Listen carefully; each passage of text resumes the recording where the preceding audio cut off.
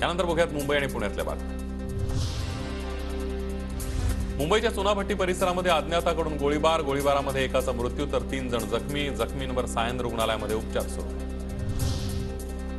मुंबईमध्ये हवेचा गुणवत्ता निर्देशांक 199 वाढत्या प्रदूषणामुळे मुंबईतील हवेची गुणवत्ता खालावली।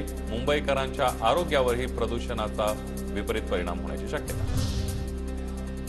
मुंबईमध्ये अपघातांची संख्या घटली। ब्लॅक स्पॉट कमी करण्यासाठी पोलिसांकडून उपाययोजनानंतर 11 महिन्यांमध्ये 1200 अपघात झाल्याची माहिती। कांदिवली लिंक रोडवर रस्त्याच्या कामामुळे जलवाहिनी फुटली। लाखो लिटर पाण्याची नासाडी, प्रशासनाचं दुर्लक्ष। 21 जानेवारीला मुंबईमध्ये आंतरराष्ट्रीय मॅरेथॉन स्पर्धेचं आयोजन। आझाद मैदान परिसरामध्ये मुंबई मॅरेथॉनचं आयोजन। आझाद मैदानामध्ये जरांगे पाटलांचं 20 जानेवारीपासून उपोषण। एकामागून एक 2 मोठे कार्यक्रम असल्यानं प्रशासनावर ताण पडणार। मुंबईतील माहीम पोलीस ठाण्याच्या वास्तूला 22 डिसेंबर रोजी 100 वर्ष पूर्ण। त्यानिमित्तानं 27 डिसेंबरला मखदूम शाह बाबांच्या दर्ग्यावर माहीम पोलिसांकडून पहिली चादर चढवली जाणार। पीर बाबांचा मोठा संदल होणार।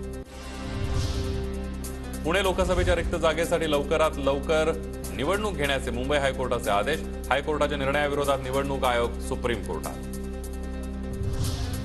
पुणे विद्यापीठातील पेपरफुटी प्रकरणामध्ये गुन्हा दाखल। विद्यार्थी अथवा परीक्षा प्रक्रियेमध्ये सहभागी व्यक्तीविरोधात कारवाई। एमबीएचा पेपर सुरू होण्यापूर्वी सोशल मीडियावर झाला होता व्हायरल। मांजानं गळा चिरल्यामुळे पोलीस शिपायाचा मृत्यू। ड्युटी संपून घरी जात असताना वाकोला ब्रिज सांताक्रुज भागामध्ये घडली घटना। सुरेश जाधव असं मृत पोलीस शिपायाचं नाव। ते दिंडोशी पोलीस स्टेशनमध्ये कार्यरत होते।